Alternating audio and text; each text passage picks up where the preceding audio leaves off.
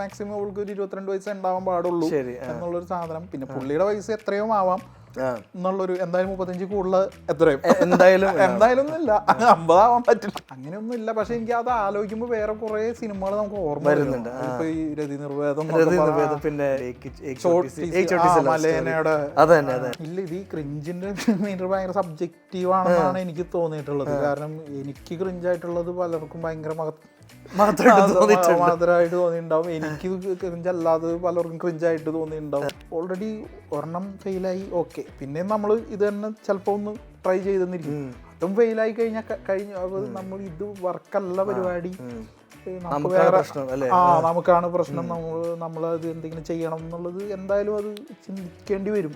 ഈ പറഞ്ഞ പോലെ സൂപ്പർഫിഷ്യൽ കാര്യങ്ങളാണ്. ഇപ്പൊ സാമ്പാർ ചോദിക്കാനൊന്നും മടി ഉണ്ടാവില്ല. സിനിമ ഏറ്റവും കൂടുതൽ തോന്നുന്നത് സൂപ്പർ ശരണ്യ. എന്റെ favourite super Saranya. Super Saranya എനിക്ക് കണ്ടിരിക്കാൻ പറ്റില്ല, ഒരു ബാക്കി എല്ലാ പടങ്ങളും എനിക്ക് കണ്ടിരിക്കാൻ പറ്റില്ല.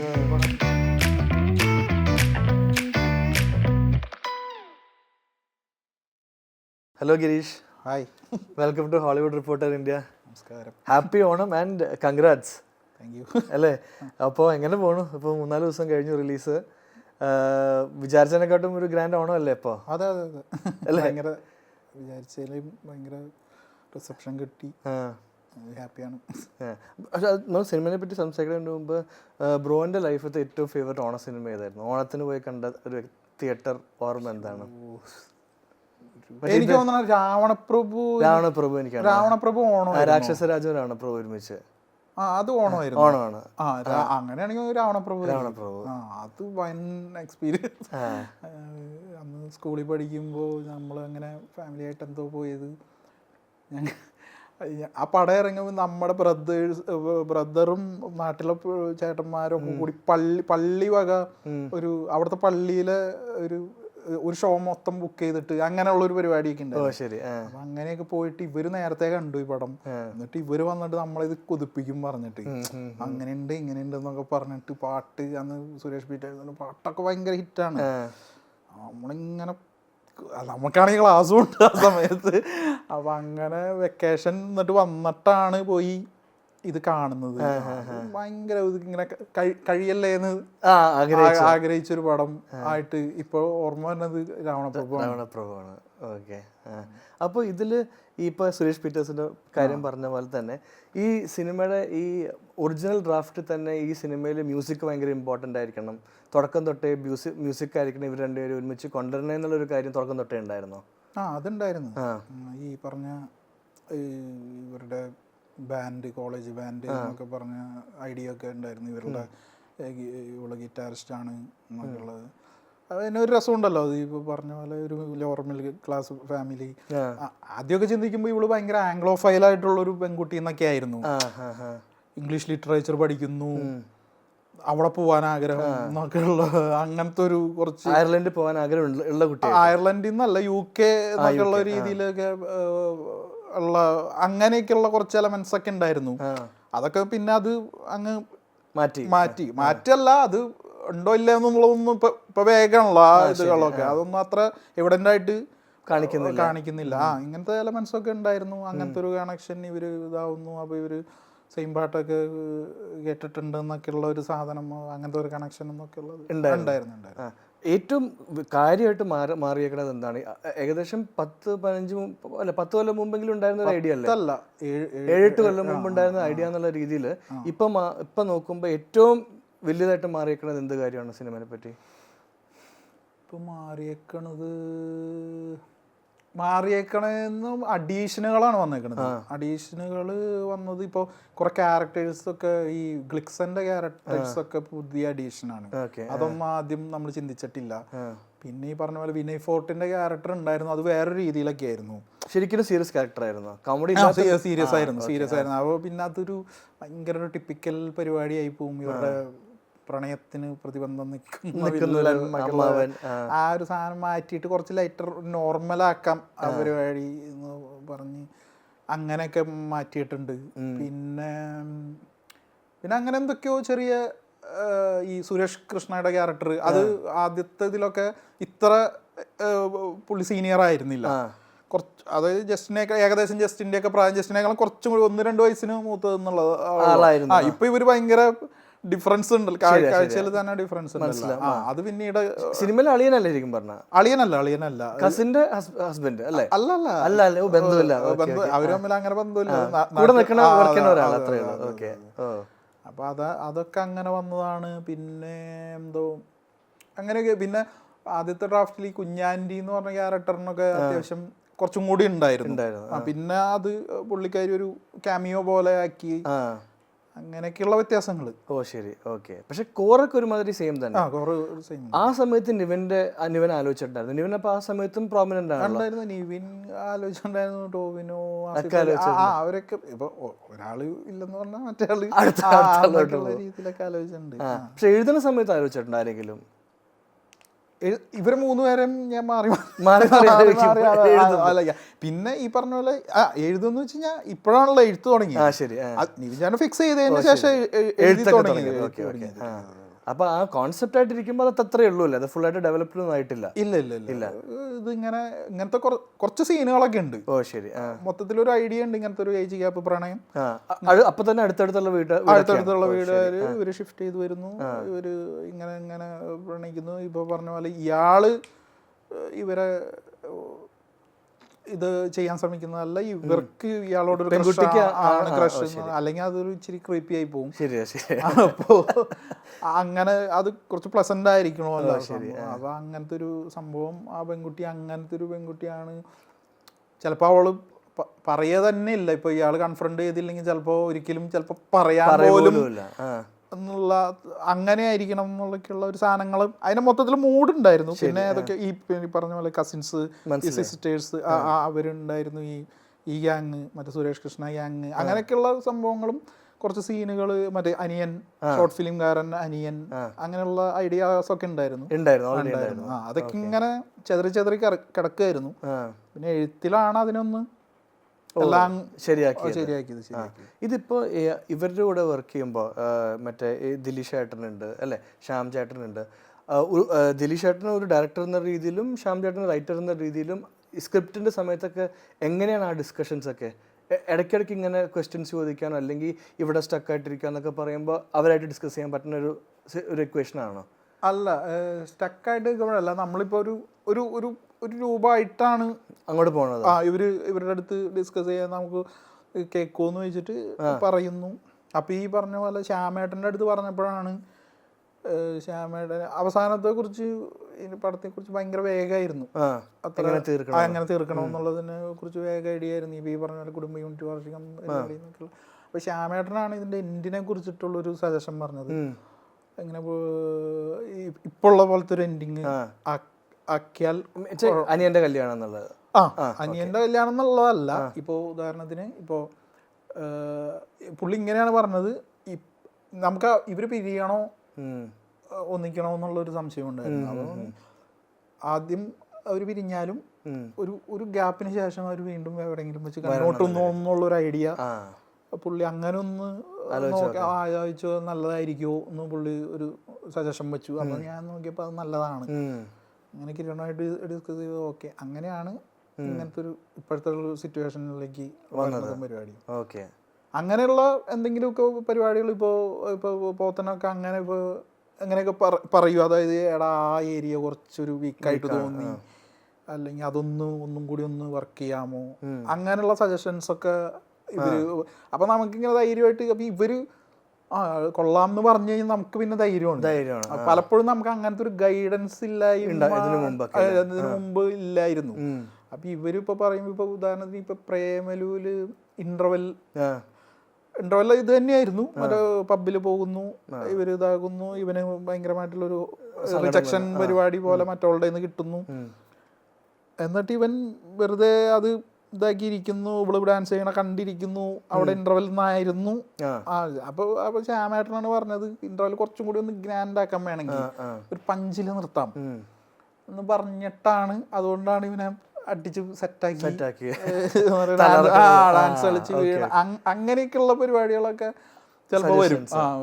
ഓക്കെ, ഈ ഏജ് ഗ്യാപ്പ് എന്ന് പറയുമ്പോൾ ആ ഗ്യാപ്പിന്റെ ഒരു എത്ര വർഷം അല്ലെങ്കിൽ എത്ര കൊല്ലം അവർ ഏജ് ഗ്യാപ്പ് ഉണ്ടാവണം എന്ന് പറയുന്ന ആ ഒരു നമ്പർ എത്താൻ കുറെ ആലോചിക്കേണ്ടി വന്നോ? കാരണം പത്തി കൂടുതൽ പത്തി കൂടുതൽ അത് പിന്നെ അങ്ങനെ പുള്ളിയുടെ ലുക്കും ഇതൊക്കെ വെച്ചിട്ട് പിന്നെ ഇവള് ഈ പറഞ്ഞ പോലെ മാക്സിമം അവൾക്ക് ഒരു 22 വയസ്സ് ഉണ്ടാവാൻ പാടുള്ളൂ എന്നുള്ളൊരു സാധനം. പിന്നെ പുള്ളിയുടെ വയസ്സ് എത്രയോ ആവാം എന്നുള്ളൊരു, എന്തായാലും 35 കൂടുതൽ എത്രയും എന്തായാലും ഇല്ല, 50 ആവാൻ പറ്റില്ല. ശരിയാ, പിന്നെ അങ്ങനെ ഒരു ആൾക്കാർക്ക് കണ്ടു കഴിഞ്ഞാ അതിനൊരു ഇതുണ്ടല്ലോ, ഒരു നാരോ പിന്നെ അപ്പൊ കണ്ടു കഴിഞ്ഞാ അയ്യേ എന്ന് പറയുകയും ചെയ്യരുത്, എന്നാൽ ഈ സാധനം വരും വേണം എന്നുള്ളൊരു നമ്പർ. അല്ല, പക്ഷെ അങ്ങനെ ഒരു ക്യാരക്ടർ എഴുതുമ്പോൾ ഈ ആഷ്ലിന്റെ ക്യാരക്ടർ എഴുതി, ജസ്റ്റിന്റെ ക്യാരക്ടർ എഴുതി, നമ്മൾ ആദ്യം തന്നെ ഈ ആഷ്ലിൻ്റെ വീട് കാണുമ്പോഴോ അല്ലെങ്കിൽ ഷിഫ്റ്റ് ചെയ്യുന്ന കാര്യം കാണുമ്പോൾ തന്നെ നമ്മൾ മനസ്സിലാക്കുന്നത് ഇവരുടെ വീട്ടിൽ പാരൻസ് തമ്മിൽ എന്തോ പ്രശ്നമുണ്ട്. അച്ഛൻ കാര്യമായിട്ട് പണിയൊന്നും എടുക്കുന്നില്ല, സ്വത്തൊക്കെ വിട്ടിട്ടാണ് ഇവർ എറണാകുളത്തോട്ട് വരുന്നത്. അപ്പോൾ അവർ ഫാദറിനെക്കാട്ടും കൂടുതൽ ആ വീട്ടിലെ പവർ അങ്കിളിനാണ് അല്ലേ, അമ്മയ്ക്കും അങ്കിളിനുമാണ്.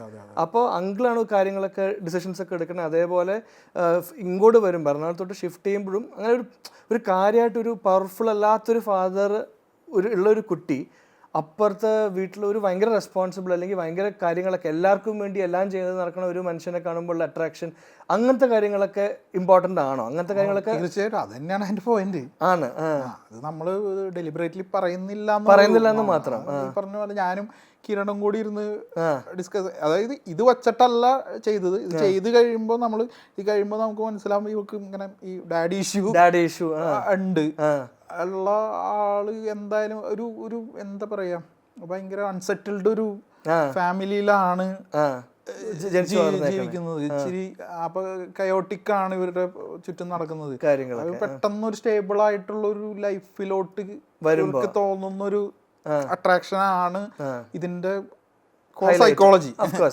അപ്പൊ അത് തന്നെയാണ് സംഭവം നമ്മൾ പറയാൻ ഉദ്ദേശിച്ചത്. ഇപ്പൊ പ്രേമലൂല് പറഞ്ഞതിന്റെ ജെൻഡർ അങ്ങോട്ടും ഇങ്ങോട്ടും പാരന്റ്സ് പ്രശ്നമുണ്ട്. ഇത് അവന് ഈ ഒരു ഇത് കിട്ടുന്നത് എന്ന് പറഞ്ഞു കഴിഞ്ഞാൽ അവന്റെ ജീവിതത്തിൽ ചിലപ്പോ ആകെ അവന്റെ ഫ്രണ്ട്സ് അല്ലാണ്ട് ഇങ്ങനെ കൈൻഡ്നെസ് കാണിച്ചേക്കണ ഓപ്പോസിറ്റ് സെക്സ് എന്ന് പറയുന്നത് ചിലപ്പോ ഈ പെൺകുട്ടിയായിരിക്കും. അതാണ് ഇവന് ഭയങ്കര ഒബ്സഷൻ വരുന്നതും. അത് ഭയങ്കര ഇത് ആൾക്കാർ ഇതിനെ ക്രീപ്പാണ്, സ്റ്റോക്കിംഗ് ആണെന്നൊക്കെ പറയും. അതല്ല, ഇത് ഇവന്റെ ഒരു സിറ്റുവേഷനിൽ വരുന്ന സംഭവമാണ്. അപ്പൊ അവനോട് സിമ്പതൈസ് ചെയ്യാനാണ് എനിക്ക് തോന്നാറുള്ളത്. ഇവൻ അത്ര ശരിയാണ്, ക്ലംസിയാണ് ഇവൻ, അത്ര ഈ ആഷ്ലിയുടെ അത്ര ഡിസിപ്ലിൻഡ് ഒന്നും അല്ലെങ്കിലും ഇവനത്ര പ്രശ്നക്കാരനൊന്നുമല്ല എന്നുള്ളൊരു സാധനം. അപ്പൊ അതിന്റെ ഒരു നേരെ റിവേഴ്സ്. വീട്ടിൽ തന്നെ മറ്റേ രണ്ടുപേർക്കാണെങ്കിലും വീട്ടിൽ തന്നെ ആരുടെടുത്തും സങ്കടം പറയാനൊന്നും ആരുമില്ല. കണ്ടേക്കണതൊക്കെ കേസും പ്രശ്നങ്ങളും. ആരും ഇവളുടെ ലോകത്ത് ഇങ്ങനെ ഒതുങ്ങി ജീവിക്കുന്ന ഒരു പെൺകൊച്ച്, ഇവളുടെ ഇഷ്ടങ്ങൾ എന്താണ്, ഇവളുടെ എന്താണെന്നുള്ള ഇപ്പൊ ഈ പറഞ്ഞ പോലെ ഇവൾക്ക് മ്യൂസിക്കുള്ള താല്പര്യം നമുക്കുള്ളത് ഇത് പരിപോഷിപ്പിക്കാനോ ഇതൊന്നും കെയർ ചെയ്യാൻ പോലെ അവർക്ക് ആ സമയമില്ല. അങ്ങനെയൊന്നും അവർക്ക് അറിയില്ല, ഇതെന്താ ഇവള് ചെയ്യുന്നതെന്നുള്ള പോലും അറിയായിരിക്കില്ല ചിലപ്പോ അവർക്ക് എന്നുള്ളൊരു സംഭവമൊക്കെ ഉണ്ടല്ലോ. അവരുടെ ലോകമല്ലല്ലോ. ഓക്കെ. അല്ല, പക്ഷെ അതല്ലാണ്ട് തന്നെ ഈ ഇവർ തമ്മിൽ മീറ്റ് ചെയ്യുമ്പോൾ അല്ലെങ്കിൽ ഇവരുടെ ആ ഒരു ഫസ്റ്റ് കോൺവെർസേഷൻ അത് തന്നെ ഒരു നെക്സ്റ്റ് ലെവൽ ഡെവലപ്മെന്റ് ആവാൻ കാരണം തന്നെ എനിക്ക് മറ്റേ നിവിന് ഈ ബാൻഡ് അറിയായിരുന്നു. അത് കഴിഞ്ഞിട്ട് പിന്നെ ഇവർ രണ്ടാമത് മീറ്റ് ചെയ്യാൻ പോണ ഈ സ്ട്രിങ് പൊട്ടി കഴിഞ്ഞിട്ടാണ്. അത് കഴിഞ്ഞിട്ട് നിവിന്റെ കാറ് കേൾക്കണ പാട്ട് കേൾക്കുമ്പോഴാണ് മറ്റേ ആഷ്ലിക്ക് ഇത്രയും അട്രാക്ഷൻ തോന്നണുള്ള കാര്യങ്ങളൊക്കെ. ഇതൊക്കെ തുടക്കം തൊട്ടേ ഇങ്ങനെ ചാർട്ട് ചെയ്ത് പോയാലല്ലേ അത് ഡെവലപ്പ് ആവുള്ളൂ. കാരണം രണ്ടാമത് മീറ്റ് ചെയ്യുമ്പോഴോ മൂന്നാമത് മീറ്റ് ചെയ്യുമ്പോഴോ വേറെ എന്തെങ്കിലും റീസൺ ആവുമല്ലോ ഇത്രയും അഫെക്ഷൻ തോന്നാൻ. അല്ല, അത് ഈ പറഞ്ഞ പോലെ ഇത് നമുക്ക് ഈ പറഞ്ഞ പോലെ ഏതോ സിനിമയിൽ മീശ വന്നത് ഏത് പ്രായത്തിലാന്ന് ചോദിക്കുന്ന പോലെ അതിനൊരു ഒരു ദിവസം മീശ പ്രത്യക്ഷപ്പെടുകയല്ലല്ലോ ചെയ്യാ എന്ന് പറഞ്ഞ പോലെ ഈ പറഞ്ഞ പോലെ ഇഷ്ടമൊക്കെ അങ്ങനെയാണ്, ഗ്രാജുവലാണ്. ഇത് എന്ന് വന്നു എങ്ങനെ വന്നു എന്നുള്ള ഒരു ഇതില്ല. ചില സിനിമകളിൽ നമ്മൾ കാണാന്ന് വെച്ച് കഴിഞ്ഞാൽ ഇന്നൊരു പർട്ടിക്കുലർ സംഭവം കൊണ്ട് ഇഷ്ടം വന്നു, പാവങ്ങളെ സഹായിക്കുന്ന കണ്ടുകൊണ്ട് ഇഷ്ടം വന്നു. ആ സിനിമയിൽ ഉപയോഗിക്കുന്ന ഒരു സംഭവമാണ്. അപ്പൊ ഇത് അങ്ങനെ ആവണ്ട എന്നുള്ളത് ഇപ്പൊ ഈ പറഞ്ഞ കാരണങ്ങൾ കൊണ്ടൊന്നല്ല ഈ കുട്ടിക്ക് ഇഷ്ടം വന്നത് എന്നുള്ളതാണ്. ഇത് എപ്പോഴോ എങ്ങനെയോ വന്നിട്ടുണ്ട്, എങ്ങനെയോ വന്നു. അത് അതിന് വളം ഇടുന്ന കാര്യങ്ങളൊക്കെയാണ് ഇവരുടെ മീറ്റിങ്ങുകളും പരിപാടികളെന്നേ ഉള്ളൂ.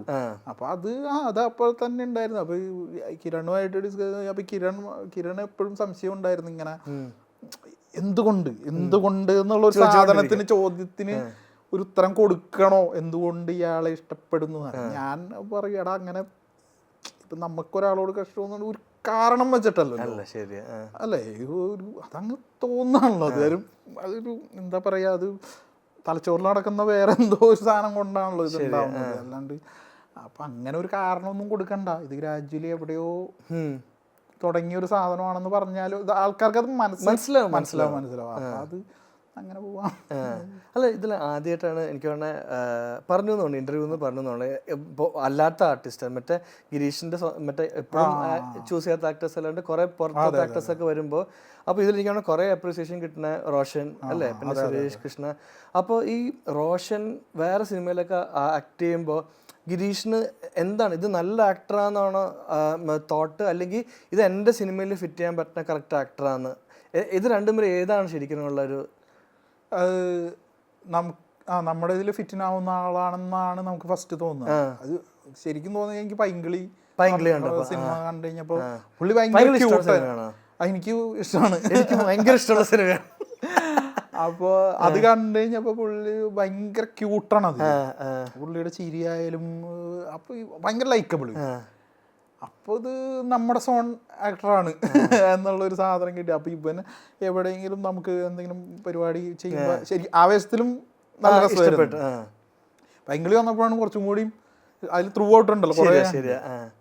അങ്ങനെയാണ് റോഷനെ എന്തെങ്കിലും സംഭവത്തിൽ. അപ്പൊ ഞാൻ പ്രേമലോട്ട് ഊലും അങ്ങനെ ഒരു റോളിൽ ആലോചിച്ചായിരുന്നു. അപ്പോൾ ഇതിലും നമുക്ക് അങ്ങനെ ഇതാകാമെന്ന് പറയുന്നു. അങ്ങനെയാണെങ്കിൽ ലിക്സൺ എന്ന് പറഞ്ഞ ക്യാരക്ടർ ഉണ്ടോ, അപ്പോൾ അത് റോഷനെ കൊണ്ട് ചെയ്യിപ്പിക്കാം എന്നുള്ളത്. അല്ല, അതേപോലെ തന്നെ ഈ സുരേഷ് കൃഷ്ണ സാർ നമ്മുടെ സിനിമയിലൊക്കെ പണ്ടൊക്കെ ഏറ്റവും വലിയ വില്ലനല്ലേ അല്ലേ.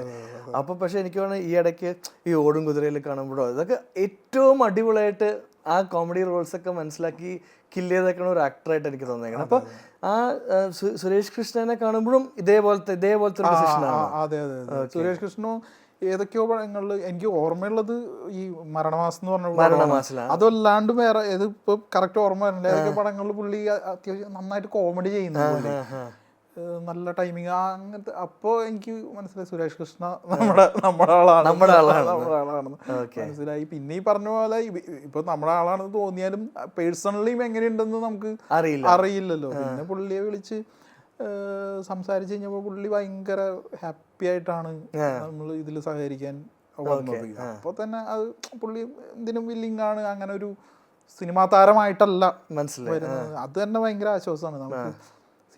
സിനിമാ താരം ഓൾറെഡി സിനിമാ താരമായ ആൾക്കാർ നമ്മുടെ അടുത്തെത്തുമ്പോൾ സിനിമാ താരമല്ല നമ്മുടെ വൈബിലാണ് നിൽക്കുന്നത് എന്നുള്ള അത് ഭയങ്കര അടിപൊളിയാണ്.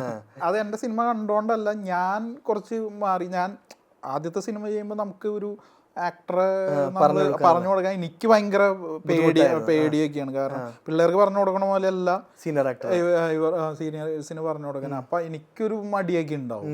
ഇന്നിപ്പോ എനിക്ക് ആ മടിയില്ല. കാരണം ഇപ്പൊ ആദ്യത്തെ സിനിമയിൽ അവരും നമ്മളെ ഒരു സംശയത്തോടു കൂടിയാണ് കാണുള്ളൂ. അതായത് ഇവൻ ആദ്യമായിട്ട് ചെയ്യുന്നതാണ്, ഇവനെ കുറിച്ചൊന്നും അറിയില്ല, ഇതെന്താ സംഭവം ഒന്നും അറിയില്ല. അപ്പൊ ആ ഒരു സംഭവം ഉണ്ടാവും, അത് നമുക്കും ഫീൽ ചെയ്യും. അപ്പൊ അങ്ങനെയുള്ള പ്രശ്നങ്ങള് ഉണ്ടാവും. പ്രശ്നമൊന്നല്ല എങ്കിലും ഒരു ചെറിയൊരു ഇപ്പൊ എന്നല്ല, ഇപ്പൊ ഈ സുരേഷന്റെ കാര്യം പറഞ്ഞ പോലെ അവര് വില്ലിങ് ആവുന്നതുകൊണ്ടാണ് ഇത് എളുപ്പമാവുന്നത്.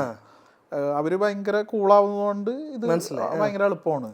അല്ലാതെ ആ പ്രോസസ് ഒക്കെ സെയിം തന്നെയാണ്. ഇത് എപ്പോഴെങ്കിലും ഈ മറ്റേ ഈ ബെത്ലഹേമിന്റെ പ്ലോട്ട് തന്നെ ആലോചിക്കുമ്പോൾ തന്നെ ഇതിന്റെ റിവേഴ്സ് ജെൻഡറിന് ജെൻഡർ വൈസ് റോൾ റിവേഴ്സിൽ ഗിരീഷിന്റെ സ്റ്റൈൽ അത് സിനിമയാക്കാൻ ഒരു പോസിബിലിറ്റി ഉണ്ടോ എന്ന് വെച്ച് കഴിഞ്ഞാൽ പെൺകുട്ടിക്ക് പ്രായം കൂടുതൽ, ആൺകുട്ടിക്ക് ഒരു 10-15 വയസ്സ് കുറവാണെങ്കിൽ, അല്ലെങ്കിൽ അത് അങ്ങനത്തെ ഒരു സിനിമ ഗിരീഷ് ഷെഡി ആലോചിക്കുമ്പോൾ തന്നെ അത് ഭയങ്കര ഇന്റൻസ് ആയിട്ട് ഭയങ്കര സീരിയസ് ആയിട്ട് എടുക്കാൻ പാടുള്ളൂ അങ്ങനത്തെ ഒരു സിനിമ? അങ്ങനെ എന്തെങ്കിലും റൂൾസ് ഒക്കെ ഉണ്ടോ? അങ്ങനെയൊന്നും ഇല്ല. പക്ഷെ എനിക്ക് അത് ആലോചിക്കുമ്പോൾ വേറെ കുറെ സിനിമകൾ നമുക്ക് ഓർമ്മ വരുന്നുണ്ട്. ഇപ്പൊ ഈ രതി നിർവേദം, പിന്നെ മലേനയുടെ ഇതിന് പക്ഷെ അങ്ങനത്തെ ഒരു സാധനം ഇല്ല. നമ്മൾ അങ്ങനെ ഒരു ആ ഒരു ഫിസിക്കൽ നിർബന്ധമായിട്ട് അങ്ങനെ വേണമെന്നുള്ളൊരു ഇല്ല. ഇച്ചിരി പ്ലേറ്റോണിക് ലെവൽ അങ്ങനെയൊക്കെയാണ് ആലോചിച്ചിരുന്നത്. മറ്റേത് വരുമ്പോ എങ്ങനെയോ ഓട്ടോമാറ്റിക് ആയിട്ട് അത് ശരിയാ, നമ്മൾ ഈ സിനിമകളൊക്കെ കണ്ടോണ്ടാണ് അത്രയും ടാബു ഉള്ള ഒരു കോൺസെപ്റ്റ് ഒക്കെ ആയതുകൊണ്ടായിരിക്കും. പിന്നെ എനിക്ക് തോന്നുന്നത് നേരത്തെ കാട്ടും അല്ലെ പ്രേമലുല് ചെറുതായിട്ടൊക്കെ ചെയ്തിട്ടുണ്ടെങ്കിൽ എനിക്ക് തോന്നുന്നത് എല്ലാ രീതിയിലും ഏറ്റവും ബ്യൂട്ടിഫുൾ ആയിട്ട് റെഫറൻസസ് ക്ലിക്ക് ആയിക്കണേ ചിലപ്പോൾ ബത്ലഹേമിലായിരിക്കും അല്ലേ. അത് പാട്ടാണെങ്കിലും അല്ലേ, മറ്റേ അന്ന എന്ന് പറഞ്ഞ സിനിമയത്തെ പാട്ടാണെങ്കിലും പിന്നെ വേറെ ഈ കാന്താര റെഫറൻസ് ആണെങ്കിലും അങ്ങനത്തെ കാര്യങ്ങളാണെങ്കിലും യേശു എന്നുള്ള പാട്ടായിരിക്കും. പിന്നെ വേറെ ഈ സോഷ്യൽ മീഡിയയിൽ നിന്ന് എടുക്കുന്ന കാര്യങ്ങളും ഇതൊക്കെ എങ്ങനെയാണ് ഇത് ആ കോറൈറ്റർ ഉള്ളതുകൊണ്ട് ഇതിങ്ങനെ ആഡ് ചെയ്ത് പോകണമാണോ, അല്ലെങ്കിൽ 2-3 ഡ്രാഫ്റ്റ് കഴിഞ്ഞിട്ട്? കാരണം ഇതൊക്കെ ഏറ്റവും പെട്ടെന്ന് ഈ എസ്പെഷ്യലി സോഷ്യൽ മീഡിയ റെഫറൻസസ് ഒക്കെ ഏറ്റവും പെട്ടെന്ന് സ്റ്റേലാവുന്ന കാര്യങ്ങളല്ലേ. അതൊക്കെ ഏറ്റവും ലാസ്റ്റ് ഡ്രാഫ്റ്റിൽ മാത്രം ആഡ് ചെയ്യാൻ പറ്റുന്ന കാര്യങ്ങളാണോ, അല്ലെങ്കിൽ എങ്ങനെയാണ് അതൊക്കെ? അല്ല, അതൊക്കെ ഈ പറഞ്ഞ പോലെ ഈ എഴുത്തിന്റെ ഇടയിൽ വന്നു പോണ പരിപാടി. ഇതൊക്കെ ആദ്യം തന്നെ ഉണ്ടായിരുന്നു. ഈ യവനകഥ പിന്നെ ഭയങ്കര ഇഷ്ടമുള്ള പാട്ടാണ് പണ്ട് തൊട്ടേ. ഇഷ്ടമുള്ള പാട്ടാണ്. അത് ഭയങ്കര അണ്ടർ അപ്രീഷിയേറ്റ്, ആരും അധികം കേട്ടിട്ടില്ല. സിനിമ ഇറങ്ങിയിട്ടില്ല. ഇല്ല അതുകൊണ്ട് അധികം ആരും കേട്ടിട്ടില്ല. അപ്പൊ അങ്ങനെ നമ്മൾ ഈ ഓവർ യൂസ് ചെയ്ത പാട്ടുകൾ ഉപയോഗിക്കുന്നതിനേക്കാൾ ആരും കേൾക്കാത്തതും ആരും പറയാത്തതുമായിട്ടുള്ള സാധനങ്ങൾ ഉപയോഗിക്കും. അതിനൊരു ഫ്രഷ്നെസ് ഉണ്ടാവും. അതേപോലെ തന്നെ മറ്റേ ടോമിൻ തച്ചങ്കരി സാറിന്റെ പാട്ടാണ് മറ്റേ ഇതൊക്കെ നമ്മള് ചെറുപ്പകാലത്ത് നമ്മള് സ്കൂളിൽ പോണ വണ്ടിയിലും പിന്നെ നമ്മുടെ കൂട്ടുകാരുടെ ചേച്ചിമാരൊക്കെ പള്ളിയിലെ പരിപാടിക്കൊക്കെ ഇത് വെച്ചൊക്കെ ഡാൻസ് കളിക്കുക. ആ ഒരു നൊസ്റ്റാൾജിയുടെ ഭാഗമായിട്ടാണ്. അതിൽ സോഷ്യൽ മീഡിയ റെഫറൻസ് എന്നുള്ള രീതിയിലല്ല. അതൊക്കെ ആദ്യം. പിന്നെ ഈ പറഞ്ഞ ബാക്കി സാധനങ്ങളൊക്കെ ഇപ്പൊ ഈ എഴുത്തിന്റെ ഇടയിൽ കണക്ഷൻ വല്ലതും വരുമ്പോ ഈ പറഞ്ഞ പോലെ ഇടിയുടെ ഇടയിൽ ചാടുന്നു, മറ്റേ തുടരും കാര്യങ്ങളൊക്കെ, മറ്റേ അയ്യപ്പ വരുന്നു, അതൊക്കെ ഇതിന്റെ ഇടയിൽ വരുന്നതാണ്. ഏകദേശം ഈ അവസാനം ഘട്ടങ്ങളിലൊക്കെ വരുന്ന പരിപാടികളാണ് ഇതൊക്കെ. അതപ്പോ ഒരു കോ റൈറ്ററിന്റെ കൂടെ എഴുതുമ്പോഴുള്ള സുഖങ്ങളായിട്ടുള്ള കാര്യങ്ങളാണ് ഇതൊക്കെ, അല്ലെങ്കിൽ അല്ലെ ഒരു ഡിസ്കഷനിലൊക്കെ വരുന്നതല്ലേ? പിന്നെ ഈ റെഫറൻസുകളൊക്കെ ഡിസ്കഷനിൽ വരുന്നതാണ്. നമ്മളിപ്പോ എന്തെങ്കിലും ഇത് പറയുമ്പോ കിരണായിരിക്കും ചിലപ്പോ ഐഡിയ പറയണത്, അങ്ങനെ മറ്റേ ഇത് അങ്ങനെ ചെയ്താലോ മറ്റേത് ചെയ്താലോ എന്നൊക്കെ ഉള്ള സാധനങ്ങൾ വരും. ചിലപ്പോ എനിക്കായിരിക്കും ഐഡിയ വരണത്. അപ്പൊ ആ ഡിസ്കഷനിൽ വന്നു പോണതാണ് ഇതൊക്കെ. ശരി. അല്ല, പക്ഷെ ഈ ചില കാര്യങ്ങളൊക്കെ ഇപ്പോൾ എനിക്ക് വേണം മറ്റേ ആ വണ്ടിക്കകത്തുള്ള അവരുടെ ഒരു തല്ലുകൂടി കഴിഞ്ഞിട്ട് നല്ല റൊമാൻസ് ആവുന്ന സീനിലൊക്കെ എത്രയോ എക്സ്പ്രഷൻസ് ഉണ്ട് ഇവന്റെ, മനസ്സിലായില്ലേ? ഇതിപ്പോ എന്നിട്ട് ആ ഓണത്തിന്റെ പരിപാടിയിൽ പറഞ്ഞ പോലെ എല്ലാം എഴുതിയിട്ടുണ്ടാവും, മൂളിലും ഇതൊക്കെ എഴുതിയിട്ടുണ്ടാവും. പക്ഷെ ഒരു എക്സ്പ്രഷൻ കാരണം ഫണ്ണി ആവുന്ന സീൻ, അല്ലെങ്കിൽ അവരുടെ ഒരു മൂവ്മെന്റോ ജസ്റ്ററോ കാരണം ഫണ്ണി ആവുന്ന സീനൊക്കെ, അതൊക്കെ ആലോചിക്കാറുണ്ടോ എഴുതുന്ന സമയത്ത് തന്നെ? ഗസ്റ്റേഴ്സും അങ്ങനെ എഴുതാറില്ല. അതൊക്കെ ആക്ടേഴ്സ് തന്നെ ചെയ്യണതാണ്. അവര് ആ സീനിൽ ഇന്നായി കഴിയുമ്പോ അവരുടെ ഇപ്പൊ നിവിൻ ചേട്ടന് അത്ര എക്സ്പീരിയൻസ്ഡ് ആണ്.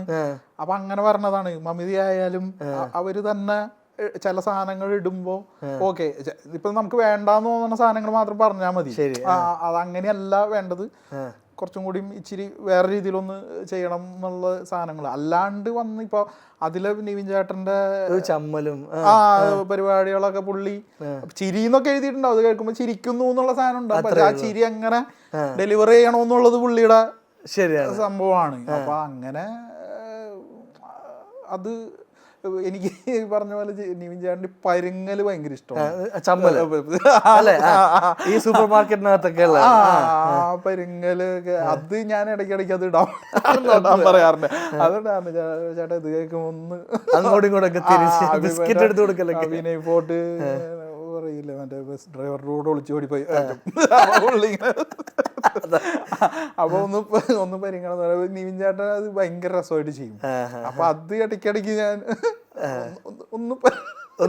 ഒന്ന് പരിങ്ങോ, മറ്റേ കോളൊക്കെ വരുമ്പോ പുള്ളി ഇങ്ങനെ കാണിക്കണത് അത് ഭയങ്കര രസമായിട്ട് പുള്ളി ചെയ്യും കേട്ടോ. അങ്ങനത്തെ പരിപാടികള് ഭയങ്കര അടിപൊളി പുള്ളി. പക്ഷെ അത് എങ്ങനെയാണ് അത് ഓരോ തവണ ഒരു എക്സാക്ട്ലി ഒരു സീൻ എഴുതി വെച്ചിട്ട് കുറെ ട്രയൽസ് നോക്കുക, ഈ 2-3 എക്സ്പ്രഷൻ ഇടാനൊക്കെ പറയോ? ഇല്ല, അങ്ങനെയല്ല. അല്ല, അങ്ങനെ പറയില്ല. ഇപ്പൊ അവര് ചെയ്തോളും.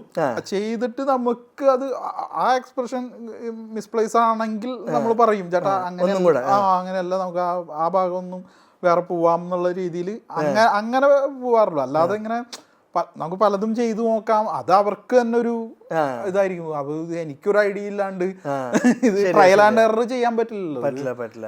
അപ്പൊ അതിനുള്ള സമയമില്ല. അങ്ങനെയല്ല, ഇത് ഏകദേശം ഒരു ഐഡിയ ഉണ്ടാവും. നമുക്ക് ഇന്നതായിരിക്കും എന്നുള്ളത്. അപ്പോൾ നമ്മളൊന്ന് ജസ്റ്റ് ഒന്ന് പറഞ്ഞു നോക്കും. സീൻ ചെയ്യണതിന് മുമ്പ് നമ്മളിപ്പോൾ ഓപ്പോസിറ്റ് ഉള്ളത് ഞാൻ നിന്നിട്ട് നിവിൻ ചേട്ടൻ്റെ അടുത്ത് പറഞ്ഞു നോക്കും, അല്ലെങ്കിൽ രണ്ടുപേരെ നിർത്തിയിട്ട് ഇങ്ങനെ പറഞ്ഞു നോക്കാം. അപ്പൊ അതില് അപ്പൊ പുള്ളി ഇടുന്നത് കറക്റ്റ് ആണെങ്കിൽ കറക്റ്റ് ആണ്. അപ്പൊ ഇതിലിപ്പോ എന്തെങ്കിലും ഇതുണ്ടെങ്കിൽ ചേട്ടാ അവിടെ അങ്ങനെയല്ല, കുറച്ചും കൂടി ഒന്ന് അങ്ങനെയുള്ള ഇൻസ്ട്രക്ഷൻസ് ഉള്ളൂ. അല്ലാതെ ബാക്കിയെല്ലാം അവരങ്ങ് ചെയ്യാന്നുള്ളതേ ഉള്ളൂ. അല്ല, അപ്പം എനിക്ക് ആ മറ്റേ സിനിമയിൽ തന്നെ ഏറ്റവും ഇഷ്ടപ്പെട്ട സീനാണ് അവർ മറ്റേ വണ്ടി കയറിക്കൊണ്ട് ഇറക്കി വിട്ടിട്ട് രണ്ടാമത് പോയി പിക്കപ്പ് ചെയ്യില്ലേ. രണ്ടാമത് പോയി പിക്കപ്പ് ചെയ്തിട്ട് ആദ്യം തന്നെ മമത ചെയ്യണത് ആ സീറ്റ് ബെൽറ്റ് ഇടലാണ്. എന്നിട്ട് തല്ലുപിടിയാണല്ലോ. ഒരു 2-3 മിനിറ്റ് തല്ലുപിടി, കാര്യങ്ങൾ അങ്ങോട്ടും ഇങ്ങോട്ടൊക്കെ പറയണു. ആ തല്ലുപിടി മാറിയിട്ടാണ് മമത ഒറ്റടിക്ക് ആ സീറ്റ് ബെൽറ്റ് ഊരിയിട്ടാണ് ആ ഉമ്മ വെക്കണേ. ചിലപ്പോൾ ആ സീറ്റ് ബെൽറ്റ് ഊരണ ഒരു എക്സ്ട്രാ സെക്കൻഡ് ഇടണതും ഊരണതും ആ എക്സ്ട്രാ സെക്കൻഡ് ഇല്ലായിരുന്നെങ്കിൽ നമുക്ക് ആ ഒരു ഫ്രിക്ഷൻ, ആ ഒരു സിനിമാറ്റിക്കലി ആ ഒരു ഇത് വരില്ല. എന്ന് വെച്ച് കഴിഞ്ഞാൽ ഒരു സ്റ്റക്കായിട്ടിരിക്കുന്ന ഒരാൾ അത് മാറ്റി ഒറ്റടിക്ക് ഇനി നമുക്ക് കുഴപ്പമൊന്നുമില്ല, നമ്മൾ ഉമ്മ വെച്ച ഒരു ഹാപ്പി ആയിട്ടുള്ള ഒരു കാര്യം. അപ്പൊ ഇതൊക്കെ എങ്ങനെയാണ് ചെയ്യണേന്ന്? അത് അല്ല ശരിയാണ്. ഇപ്പൊ അവിടെ സീറ്റ് ബെൽറ്റ് ഇടുന്നതിന് മുമ്പ് 3-4 സെക്കൻഡ്സ് ഉണ്ട്. ഇരുന്ന് കഴിഞ്ഞിട്ടാണ് സീറ്റ് ബെൽറ്റ് വലിച്ചിടുന്നത്. അതൊക്കെ സീനിന്റെ ഒരു എന്താ പറയാ, അതിന്റെ ഈ ആ ഫീലിനെ അത് കോൺട്രിബ്യൂട്ട് ചെയ്യുന്നുണ്ട്. അതുകൊണ്ടാണ് അത് അങ്ങനെ ആയാൽ ഓക്കെ ആയിരിക്കും എന്നുള്ളത്. ആദ്യം തന്നെ കയറിയിട്ട് ആദ്യം തന്നെ ഡയലോഗ് പറഞ്ഞു തുടങ്ങുന്നതിനേക്കാളും കുറച്ചൊരു പോസ് എന്താണ് ഇവള് പറയുന്നത് എന്നുള്ളത് ആലോചിക്കുന്നു, എന്നിട്ട് സീറ്റ് ബെൽറ്റ് വലിച്ചിടുന്നു, എന്നിട്ട് പറഞ്ഞു തുടങ്ങുന്നു. ഉമ്മ വയ്ക്കുന്നതിന് മുമ്പ് സീറ്റ് ബെൽറ്റ് വരുന്നു എന്നൊക്കെ ഉള്ളത് അത് അങ്ങനെ ഓൾറെഡി അത് അങ്ങനെ ഉണ്ടായിരുന്നതാണ്. അത് എങ്ങനെയാന്ന് വെച്ച് കഴിഞ്ഞാൽ അത് അങ്ങനെയാണ് അതിന്റെ രീതി. എഴുതിയിട്ടുണ്ടോ അതൊക്കെ? എഴുതിയിട്ടുണ്ട്. പിന്നെ ഈ ഗിരീഷ്, എനിക്ക് നമ്മൾ കഴിഞ്ഞ സംസാരിച്ചപ്പോൾ തന്നെ ഇപ്പോഴും ഒരു സാധനം നമ്മൾ കുറച്ച് അങ്ങോട്ട് കൂടിക്കഴിഞ്ഞാൽ റൊമാൻറ്റിസൈസേഷൻ ആവും, അല്ലെങ്കിൽ ക്രിഞ്ച് ആവും എന്നുള്ളൊരു പേടി ഇപ്പോഴുള്ള ഒരാളല്ലേ. പക്ഷെ ഇതിൽ ഞാനൊരു വേറൊരാളുടെ അടുത്ത് സീനായിട്ട് വേണമെങ്കിൽ പറയാം, ഗിരീഷ് മറ്റേ നിവിനൊരു പാസ്റ്റ് ഉണ്ടായിരുന്നു. അപ്പോൾ ആദ്യമായിട്ട് ഒരു ദിവസം അവർക്ക് ഒരുമിച്ച് കിട്ടുമ്പോൾ തന്നെ നിവിൻ ചോദിക്കണ കാര്യം, എനിക്ക് എൻ്റെ മരിച്ച എക്സ് ഗേൾ ഫ്രണ്ടിൻ്റെ അല്ലെങ്കിൽ എനിക്ക് ഇഷ്ടമുള്ളൊരു കുട്ടീൻ്റെ സെമിത്തേരി പോയി കാണാമെന്നൊക്കെ പറഞ്ഞിട്ടുണ്ടെങ്കിൽ ഗിരീഷിൻ്റെ ഒരു പ്ലേയിൽ അല്ലെങ്കിൽ ഗിരീഷിൻ്റെ ഒരു മേക്കിങ്ങിൽ അല്ലെങ്കിൽ ഭയങ്കര ഈസി ആയിട്ട് നമുക്ക് ക്രിഞ്ച് ആവാന്ന് തോന്നിക്കണ ഒരു കാര്യമല്ലേ. അപ്പോൾ അത് എഴുതുകയും ചെയ്തു, അത് ഷൂട്ടും ചെയ്തു, നമുക്കത് കാണുമ്പോൾ ഭയങ്കര സങ്കടവും വരുന്നുണ്ട്. ഇതിൻ്റെയൊക്കെ എക്സാക്ട്ലി ആ ഒരു എന്ത് ചെയ്താലാണ് അത് ക്രിഞ്ചാവുക, അങ്ങനത്തെ എന്തെങ്കിലും റൂൾസ് ഒക്കെ ഉണ്ടോ? ഇല്ല, ഇത് ഈ ക്രിഞ്ചിന്റെ മീറ്റർ ഭയങ്കര സബ്ജക്റ്റീവ് ആണെന്നാണ് എനിക്ക് തോന്നിയിട്ടുള്ളത്. കാരണം എനിക്ക് ക്രിഞ്ചായിട്ടുള്ളത് പലർക്കും ഭയങ്കര മാത്രമായിട്ട് തോന്നിയിട്ടുണ്ടാവും. എനിക്ക് ക്രിഞ്ച് അല്ലാതെ പലർക്കും ക്രിഞ്ചായിട്ട് തോന്നിയിട്ടുണ്ടാവും. ഈ പറഞ്ഞ പോലെ ഇപ്പൊ ചില സിനിമകളിൽ മറ്റേ ഗസല് കേൾക്കുന്ന നായിക എന്നൊക്കെ പറയുമ്പോൾ എനിക്കത് ഇത്തിരി ഗ്രാം ഫോണിലൊക്കെ ഇങ്ങനെ ഇട്ട് വെച്ച് ഗസലൊക്കെ കേൾക്കുന്ന നായിക എന്നൊക്കെ പറയുമ്പോൾ എനിക്കത് ഇച്ചിരി ക്രിഞ്ചാണ്.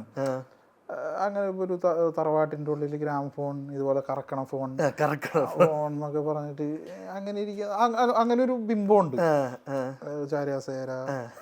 അപ്പൊ ഇത് നമുക്ക് ക്രിഞ്ചാണ്. ഇത് പക്ഷെ ഇത് ഭയങ്കര പോയറ്റിക് ആയിട്ട് കാണുന്ന ആൾക്കാരുണ്ട്. അതേപോലെ ഇപ്പൊ നമ്മൾ പറയുന്നത് ലവ് യു ടു എന്നൊക്കെ ഇതിൽ അയക്കണം, സ്റ്റിക്കർ അയക്കണതൊക്കെ ഭയങ്കര ക്രിഞ്ചായിട്ട് കാണുന്ന ആൾക്കാരുണ്ട്. ഞാനിത് ഭയങ്കര റിയൽ ആയിട്ടാണ് ഞാൻ കാണുന്നത്. അത് നമുക്ക് ഇവരെ പറഞ്ഞത് തിരുത്താനോ അല്ലെങ്കിൽ ഇത് കൺവിൻസ് ചെയ്യാനോ ഇത് ക്രിഞ്ചല്ല, അവര് ക്രിഞ്ചാണെന്ന് വിചാരിച്ചോടെ കുഴപ്പമൊന്നുമില്ല, അങ്ങനെയാണ് പോണത്. ഇത് അതല്ലാതെ ഇത് നമുക്ക് ഓക്കെയാണ്, നമ്മുടെ ധൈര്യത്തിൽ അങ്ങനെ പോകും, അത്രേ ഉള്ളൂ. അല്ലാതെ ഇത് എല്ലാവരെയും നമുക്ക് ഇത് ഇങ്ങനെ ഇല്ല സാറ്റിസ്ഫൈ ചെയ്യിക്കാൻ പറ്റില്ല. അങ്ങനെ ഓക്കെയാണ്, അത് ഒരു വഴി സെറ്റ് ആവട്ടെ. അല്ല, ഇപ്പൊ ഈ നിവിന്റെ ട്രാജഡിയുടെ എപ്പിസോഡ് പറയുമ്പോൾ തന്നെ അതിങ്ങനെ ഒരു ലൈൻ മാത്രം മതി, ഒരു ഡയലോഗ് മതി, അതും വേറെ ക്യാരക്ടർ പറഞ്ഞ ഒരു ലൈൻ മാത്രം മതി, പിന്നെ ഒരു സെക്കൻഡ് പെട്ടെന്ന് സിമെട്രിയിൽ കൊണ്ടുപോകുന്ന 2 സീൻ മതി, എല്ലാം കൂടെ ഒരു മിനിറ്റിൽ എന്തുകൊണ്ടാണ് ഇവൻ ഇങ്ങനെ ആയതെന്ന് മനസ്സിലാക്കാൻ അത്രയും മതി എന്നൊക്കെ നേരത്തെ ഡിസൈഡ് ആവും. അല്ലെങ്കിൽ ഇപ്പോൾ സാധാരണ ഒരു സിനിമയിലാണെങ്കിൽ ഇവർ രണ്ടുപേരും ഫ്രണ്ട്സ് ആവും, അത് കഴിഞ്ഞിട്ട് ഭയങ്കര ക്ലോസ് ആവും.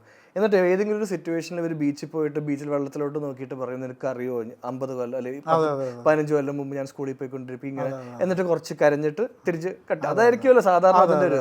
പക്ഷെ അത് ഇത് ട്രീറ്റ്മെന്റ് വേണ്ട, പെട്ടെന്ന് ടക്ക് ടക്ക് എന്ന് പറഞ്ഞ് തീർക്കുക, അതോടെ നമുക്ക് എല്ലാവർക്കും മനസ്സിലാവും. അല്ല, ഇതിന്റെ ഫ്ലാഷ് ബാക്ക് പറയുന്നത് മറ്റേ സിന്ധയുടെ ക്യാരക്ടർ ആണല്ലോ. അത് ആ വെള്ളം അടിക്കുന്ന ഭയങ്കര അവിടെ തന്നെ കാഷ്വലായിട്ട് പറയുന്നു. ഇതൊരിക്കലും വിഷ്വലി കാണിക്കരുത്, ആ പെൺകുട്ടിയുടെ രൂപം വിഷ്വലി കാണിക്കരുത്, അല്ലെങ്കിൽ ആ ചിലപ്പോൾ ഫ്ലാഷ് ബാക്ക് ഇങ്ങനെ ചക്ക് ചക്ക് ചക്ക് എന്നൊക്കെ വേണമെങ്കിൽ ഫ്ലാഷ് കട്ടുകളൊക്കെ കാണിക്കാം, അങ്ങനത്തെ ഒക്കെ ഇതുകളുണ്ട്. അത് അങ്ങനെ പറഞ്ഞാൽ ചിലപ്പോൾ അത് കുറച്ചും കൂടി ഇമ്പാക്റ്റ് ആവുമെന്ന് എനിക്ക് തോന്നി. കാരണം അത് അവിടെ നടക്കുന്നത് ഒരു ഭയങ്കര ഒരു വെള്ളമടി സീനാണ്. അപ്പൊ പെട്ടെന്ന് ഈ ടോപ്പിക്കിലേക്ക് വരുന്നത്. അല്ലാതെ ഈ പറഞ്ഞ പോലെ എനിക്ക് നിന്നോടൊരു കാര്യം പറയാണ്ട് പറഞ്ഞിട്ട് മാറ്റി എടുത്തിട്ടുണ്ട് കടൽപ്പാലത്തിൽ കൊണ്ടുപോയിട്ട് ഈ പറയുന്നതിനേക്കാളും ഇമ്പാക്റ്റ്. കാരണം നമ്മളത് കണ്ടതാണ്, നമ്മൾ ഒരുപാട് കണ്ട് തേഞ്ഞ് പോയതും. നമ്മൾ ചിലപ്പോൾ ഈ പറഞ്ഞ പോലെ വളരെ ട്രാജിക് ആയിട്ടുള്ള കാര്യങ്ങളൊക്കെ നമ്മൾ പറയുന്നത് ചിലപ്പോൾ ഏറ്റവും ഫൺ ആയിട്ടുള്ള ടൈമിലായിരിക്കും. അങ്ങനെ ഒട്ടും കൺവീനിയന്റ് അല്ലാത്ത സാധനമൊക്കെ ആയിരിക്കും, സൂപ്പർ മാർക്കറ്റിന്റെ ഉള്ളിലൊക്കെ ആയിരിക്കും പറയുന്നതെന്നുള്ള ഒരു സാധനം ഉണ്ടല്ലോ. അത് അപ്ലൈ ചെയ്തു. അപ്പോഴാണ് അത് കുറച്ചും കൂടി ഈ പറഞ്ഞ പോലെ ക്രിഞ്ചി അല്ലാണ്ട് ഇരിക്കുന്നതും സംഭവങ്ങളും ഒക്കെ. ഇനിയിപ്പോ അതും തോന്നുന്നവർക്ക് എനിക്ക് അറിയാൻ പുതിയ രീതിയിൽ പറയാൻ അറിയില്ല. അല്ല, പക്ഷെ അതങ്ങനെ അതിനു മുമ്പും ഒരു ലൈറ്റ് സീനാണ്, അത് കഴിഞ്ഞിട്ടൊരു ലൈറ്റ് സീനാണ്, അതിന്റെ നടുക്കൊരു സീരിയസ് ആയിട്ടുള്ള ഒരു കാര്യം പറയുമ്പോൾ നമുക്ക് അതിന്റെ സീരിയസ്നെസ് മനസ്സിലാവുന്നുണ്ടല്ലോ. നമ്മളത് സിമ്പിളായിട്ട് എടുക്കുമല്ലോ. പിന്നെ എനിക്ക് തോന്നുന്നത് നമ്മൾ നേരത്തെ സംസാരിച്ചപ്പോഴും ജനറലി ഗിരീഷ് എപ്പോഴും പറയാറുണ്ട് ഫ്രണ്ട്സിനെ പറ്റിയും മറ്റേ ജനിച്ചു വളർന്ന ആ ഒരു സാഹചര്യത്തെ പറ്റിയും അവിടെ കണ്ടിട്ടുള്ള കാര്യങ്ങളെ പറ്റിയും. ഈ ഗിരീഷിന് ഇത്രയും രസമായിട്ട് കോമഡി എടുക്കാൻ പറ്റുന്നതിൻ്റെ ഒരു വൺ ഓഫ് ദ റീസൺസ് ഈ എപ്പോഴും ആൾക്കാരുടെ കൂടെയുള്ള ആൾക്കാർ എപ്പോഴും ജനറലി കുറച്ചും കൂടെ പ്ലസൻറ്റും ജനറലി കുറച്ചും കൂടെ ഫണ്ണി ആയിട്ടുള്ള ആൾക്കാരായിരിക്കില്ലേ. കാരണം എപ്പോഴും ഒരു 20 പേരുണ്ടാവും, 25 പേരുണ്ടാവും, അല്ലെങ്കിൽ 15 പേരുടെ ഗ്രൂപ്പ് എന്നൊക്കെ പറഞ്ഞാൽ ഒരു കോമഡി ആയിരിക്കുമല്ലോ, അതിനെ ഒരുമിച്ച് ഇങ്ങനെ എത്ര പ്രശ്നം ഉണ്ടെങ്കിലും. അതേപോലെ കുറച്ചും കൂടി ലോണേഴ്സ് ഒക്കെ അല്ലേ ഈ പോയംസ് എഴുതുന്ന ടൈപ്പ്, ഭയങ്കര സീരിയസ് ഇമോഷണൽ. ലോണറാ ആണോ? അന്ന് വെച്ചാൽ ലോണർന്ന് വെച്ച് കഴിഞ്ഞാൽ അങ്ങനെയല്ല. ഞാൻ ഒരുപാട് സമയം ഒറ്റയ്ക്ക് നമ്മുടെ ചൈൽഡ്ഹുഡും അങ്ങനെ കോളേജ് ടൈമൊക്കെ അങ്ങനെ ഭയങ്കര ഫ്രണ്ട് സർക്കിളുകളൊന്നും ഉള്ള ആൾക്കാരല്ല. അങ്ങനെയല്ല, അങ്ങനെ ആയിരുന്നില്ല. നമ്മൾ സെലക്റ്റീവ് ഫ്രണ്ട്സാണ് നമുക്കുള്ളത്. ഇപ്പോൾ കോളേജിലായാലും സ്കൂളിലൊക്കെ ആയാലും ഉണ്ട്. കാരണം നമ്മൾ ഒരുമിച്ച് പഠിക്കുമ്പോൾ എന്തായാലും നമ്മൾ അവരുമായിട്ട് ഫ്രണ്ട്സ് ആവേണ്ടി വരുമല്ലോ. ചിലപ്പോൾ നമ്മുടെ ടേസ്റ്റുകളോ നമുക്ക് കോമൺ ആയിട്ട് സംസാരിക്കാൻ പല വിഷയങ്ങളും ഉണ്ടാവില്ല, പക്ഷെ ചിലരൊക്കെ ഉണ്ടാവുകയും ചെയ്യും. അപ്പം അങ്ങനെയുള്ള ആൾക്കാർ പിന്നെ ഈ പറഞ്ഞ പോലെ എനിക്ക് ഈ സിനിമയിൽ കാണുന്ന പോലത്തെ ഈ ഫോർമാലിറ്റി ഫ്രണ്ട്ഷിപ്പൊക്കെ ഇല്ലേ, അങ്ങനെ പറയാ എനിക്ക് ഞാൻ അവിടെ പോകാൻ നിന്നെ ഞാൻ ഭയങ്കരമായിട്ട് മിസ് ചെയ്തൊക്കെ കാമുകിയോട് പറയണ പോലെ ഒന്നും ഫ്രണ്ട്സിന്റെ അടുത്ത് പറയാൻ പറ്റില്ല. അവന്മാർ വല്ല തെറിയും പറയും. അല്ല അങ്ങനെയൊന്നല്ലല്ലോ. അപ്പൊ അങ്ങനത്തെ ഒരു ഭയങ്കര കാഷ്വൽ ആയിട്ടുള്ള ഈ ഫോർമാലിറ്റിയാണ് എനിക്ക് ഏറ്റവും ഭയങ്കര പ്രശ്നം ഇതിലൊക്കെ. നമ്മള് സംസാരിക്കുമ്പോൾ അങ്ങോട്ടും ഇങ്ങോട്ടും കളിയാക്കും, തെറി പറയും. പക്ഷെ ഫ്രണ്ട്സിന്റെ ഒരു കോർ കോമഡി തന്നെയായിരുന്നു. അല്ലെങ്കിൽ നമുക്ക് എല്ലാവർക്കും പ്രശ്നങ്ങളുണ്ട്, നമ്മള് പ്രശ്നങ്ങളെ പറ്റി മാത്രം അതല്ലല്ലോ. അതിന്റെ ഒരു കോർ കോമഡിയും കളിയാക്കലും പിന്നെ അത് എനിക്ക് ഏറ്റവും ഇഷ്ടം ഇവരായിട്ട് നമ്മുടെ വോയിസ് ആയിട്ട് ഇരുന്ന് എന്തെങ്കിലുമൊക്കെ പറയാം, കണ്ണി കണ്ടവരെ കുറ്റം അങ്ങനത്തെയൊക്കെയുള്ള പരിപാടികളാണ് നമുക്ക് ഇഷ്ടം. അപ്പം അതിൻ്റെ ഇടയിൽ വരുന്ന സംഭവങ്ങൾ അങ്ങോട്ടും ഇങ്ങോട്ടും ഊക്ക് വാങ്ങൽ പരിപാടികൾ എന്നുള്ള സംഭവം ഉണ്ടല്ലോ. അതാണ് നമ്മൾ സിനിമയിലും ആ ഭയങ്കര ഈസിനെസ്സാണ് നമ്മൾ കാണിക്കാൻ ശ്രമിക്കുന്നത്. അപ്പോൾ അത് അങ്ങനെ കുറെ പേരുണ്ട് പല കാലഘട്ടത്തിലും. സ്കൂളിൽ ഒരു ടീം, കോളേജിലെ ടീം, അങ്ങനെ അത് കഴിഞ്ഞിട്ടുള്ള സംഭവങ്ങൾ, അങ്ങനെ പല കാലഘട്ടത്തിലും കണ്ടും കേട്ടും ഒക്കെയുള്ള സംഭവങ്ങളും പരിപാടികളൊക്കെ ഇതിനെ ഹെൽപ്പ് ചെയ്തിട്ടുണ്ട്. ശരി. പക്ഷെ ആ തിരിച്ച് വീട്ടിൽ പോയി കഴിഞ്ഞാൽ ഒബ്വിയസ്ലി ഒരു ഡാർക്ക് സൈഡും ഉണ്ട്. എല്ലാത്തിനും ഡാർക്ക് സൈഡ് ഉണ്ട്. നമ്മളതിനെ സിനിമയിലേക്ക് നമ്മളതിനെ എടുക്കുന്നില്ല എന്നേ ഉള്ളൂ. ഇന്ന് രാവിലെ ഞാൻ കണ്ട റീലാണ് അല്ലെ, ഭയങ്കര മറ്റേ പ്രേമലൂത്ത് പാട്ടെന്തോ ബാക്ക്ഗ്രൗണ്ടിലിട്ടിട്ട് അവർ കാണിക്കുന്നത് ഒരു മറ്റേ ഭയങ്കര പുല്ലും ബട്ടർഫ്ലൈസും ഭയങ്കര സണ്ണി ആയിട്ടുള്ള ദിവസവും. അതിൻ്റെ ക്യാപ്ഷൻ എന്താണെന്ന് വെച്ച് കഴിഞ്ഞാൽ seeing the world through Girish shady's eyes, അങ്ങനെ എന്താണ് അതിലത്തെ ഒരു ഇത് എന്ന് വെച്ച് കഴിഞ്ഞാൽ ഗിരീഷ് ഷേഡി ലോകം കാണുന്നത് ഗിരീഷ് ഷേഡിയുടെ സിനിമകളെ പോലെ തന്നെയാണ്. ഗിരീഷ് ഷേഡി ലോകം കാണുന്നത് അത്രയ്ക്ക് ബ്യൂട്ടിഫുള്ളും പ്ലസൻറ്റും പോസിറ്റീവായിട്ടാണ്. അതിലെന്തെങ്കിലും റിലേഷൻ ഉണ്ടോ? അല്ല, അത് എന്താ സംഭവം എനിക്ക് സിനിമയിൽ അങ്ങനെ കാണാൻ, എൻ്റെ സിനിമയിൽ അങ്ങനെ കാണാനാണ് ആ ഇഷ്ടം. നമ്മളതൊരു ഇപ്പം ഈ പറഞ്ഞ പോലെ ഇപ്പോൾ ആ നൈബർഹുഡ് എന്ന് പറയുന്നത് ഭയങ്കര പ്ലസൻ്റ് ആയിട്ടാണ് ആൾക്കാർക്ക് ഫീൽ ചെയ്യുക. അത് നമ്മുടെ ഒരു ഐഡിയൽ കൺസെപ്റ്റാണ്. റിയലിസ്റ്റിക് അല്ല ശരിക്കും. അല്ല അപ്പോൾ അത് സിനിമയിൽ അങ്ങനെ കൊടുക്കാനാണ് എനിക്കിഷ്ടം.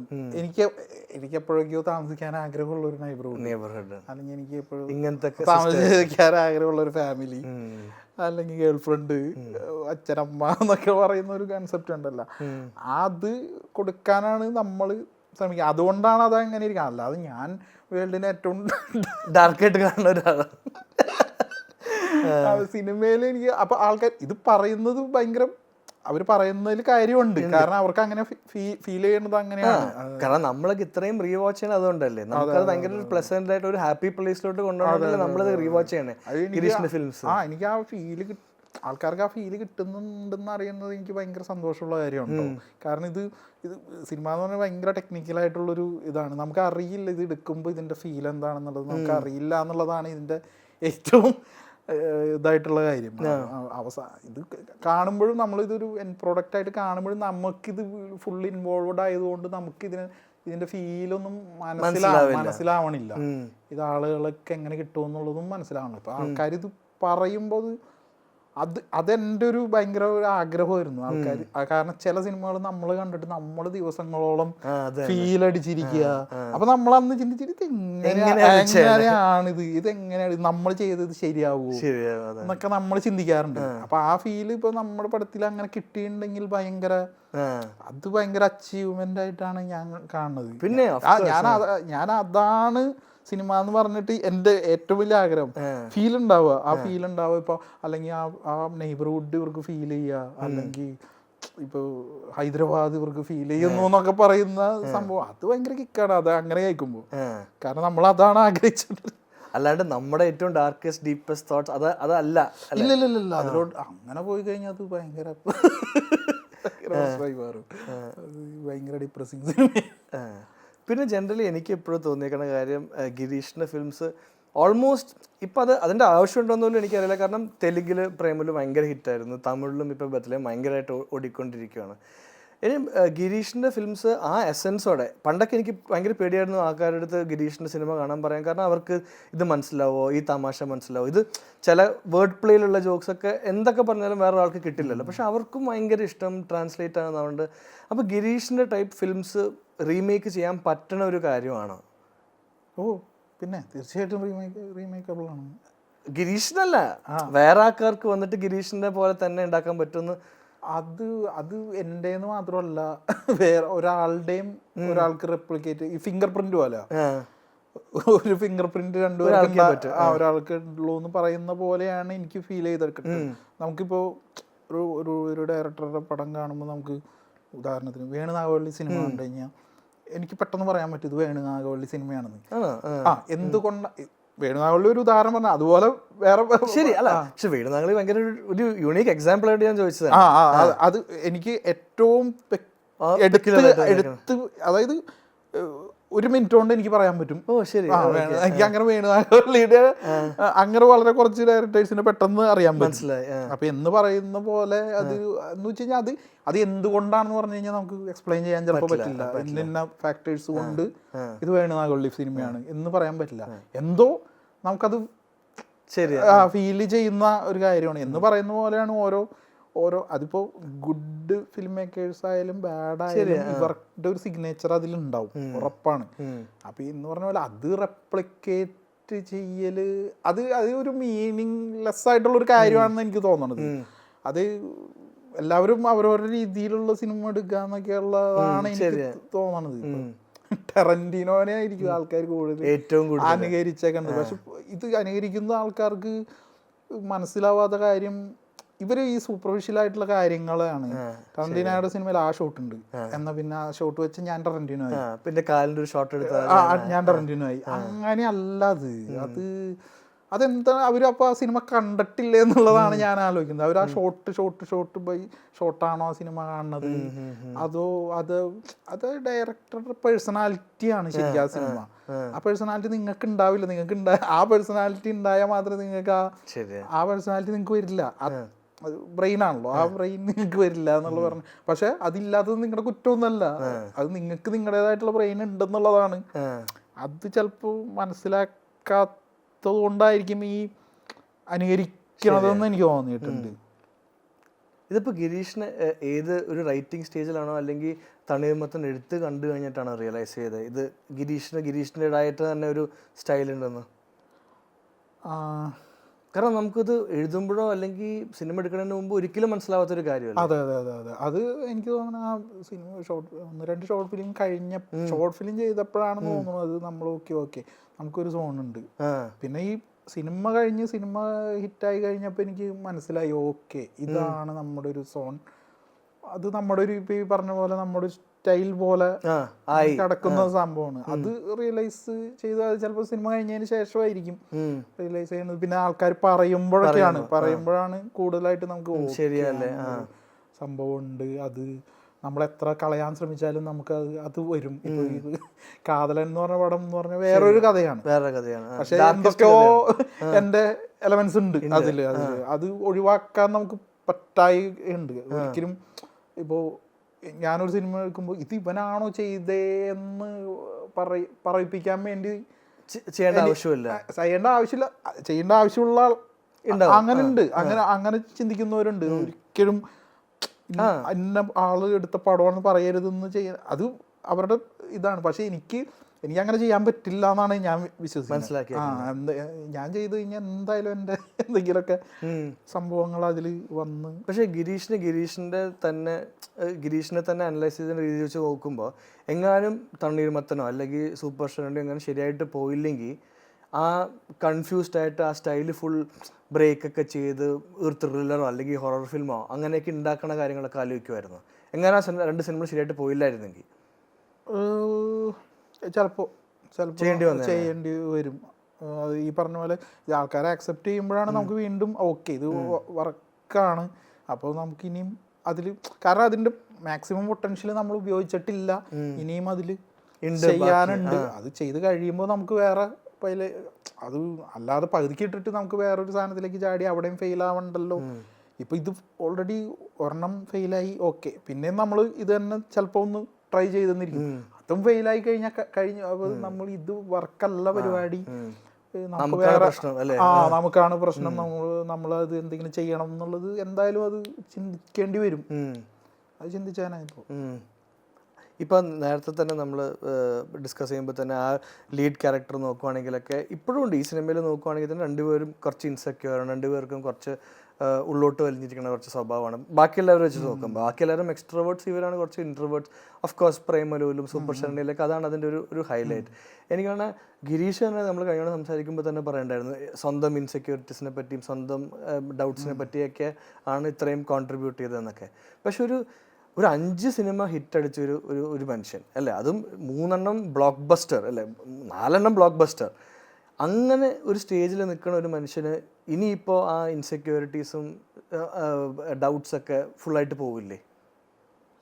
അറിയില്ല, അത് പോകാൻ സാധ്യതയില്ല. അത് നമ്മുടെ എന്താ പറയുക, അതെന്തോ ഡി എൻ എയിലുള്ള എന്തോ സംഭവമാണെന്നാണ് തോന്നുന്നത്.